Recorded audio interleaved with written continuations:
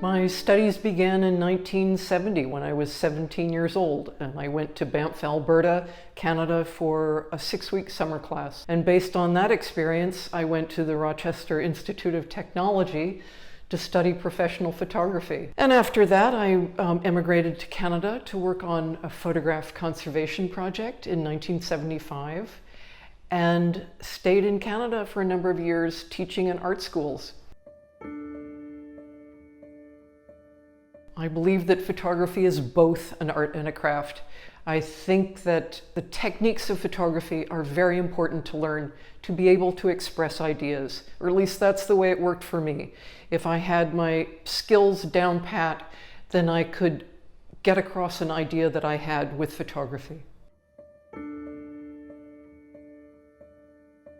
Someone left a package of paper in a darkroom once, and that began my experimentation with photograms and laying objects down on paper. And that led in subsequent decades to more photogram work, but thinking about making imagery without a camera. And eventually, in 2007, I started collecting expired photographic paper. And that left behind the cameras completely and strictly darkroom techniques.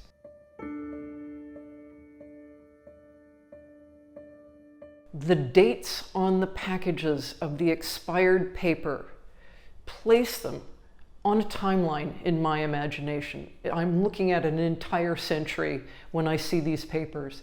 And for example, in this piece, these are the years of the Second World War. In fact, I believe I started this one in 1938 to include some early German aggression. But each one of these papers represents a specific year in that time period. And so to me, that is a portrait of World War II. And it's coming just from the tonalities that existed in the leftover expired photographic papers.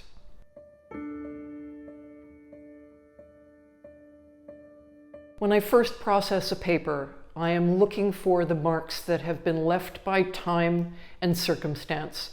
I'm looking for mold or silver mirroring, oxidation, the things that happen to a paper chemically when it just sits by itself.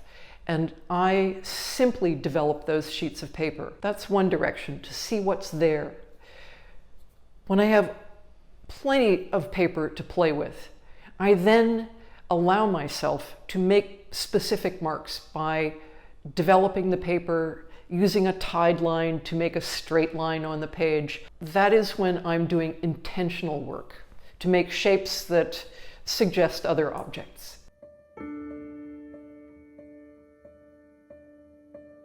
My education is analog. I am strictly a product of the 20th century.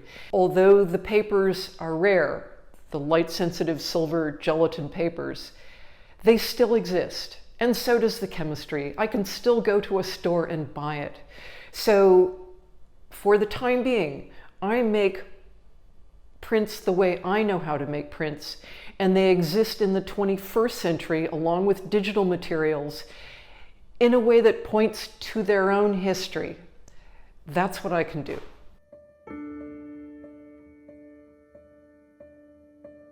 When I first began, I looked for mentors, and I saw a film at the Rossiter Institute of Technology. They were introducing famous photographers to us.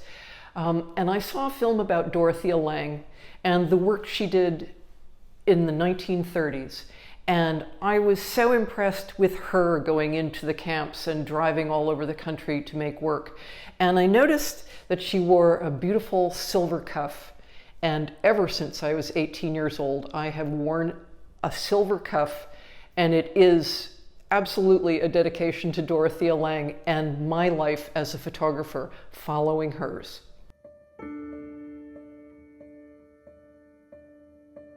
I don't intentionally have a feminine gaze in my work.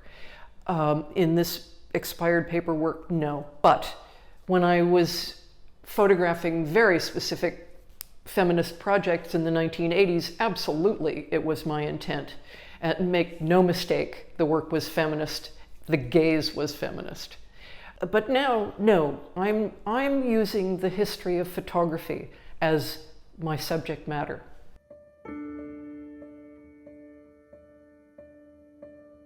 I had the good fortune of starting my career in the very early 1970s, and I had the benefit of the work that was done by 1960s feminists for me. And so jobs that may not have been available to me a decade earlier were open, and I was hired as a young photographer. And so I owe a considerable debt of gratitude to the work that was done for me.